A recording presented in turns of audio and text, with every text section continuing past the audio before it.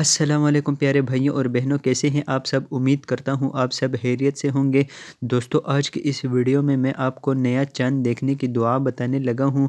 تو نیا چاند دیکھنے کی دعا یہ ہے دوستو، سن لیجئے۔ اللہ اکبر، اللہم اہلہ علینا بالامن والایمان والسلامت والاسلام والتوفیق لما یحب ربنا ویرضی ربنا وربک اللہ۔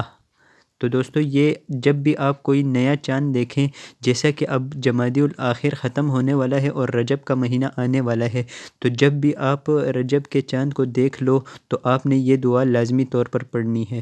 تو دوستو، یہ دعا جو تھی یہ تو نیا چاند دیکھنے کی دعا تھی۔ اب رجب کے مہینے کی خاص دعا کون سی ہے، یعنی جب بھی رجب کا مہینہ شروع ہو تو آپ کو کون سی دعا پڑھنی چاہیے، اور ہمارے پیارے نبی حضرت محمد صلی اللہ علیہ وسلم رجب کے مہینے کے آنے پر کون سی دعا پڑھتے تھے، تو چلیے سن لیجئے۔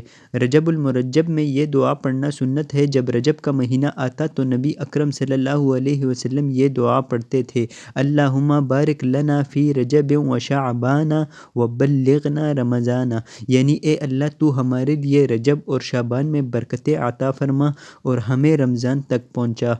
تو دوستو، یہ طبرانی کی حدیث ہے۔ تو دوستو، کیسی لگی آپ کو آج کی یہ ویڈیو؟ کمنٹ سیکشن میں ہمیں ضرور بتائیے گا۔ ویڈیو اچھی لگے تو اس ویڈیو کو ایک لائک کر دیجئے۔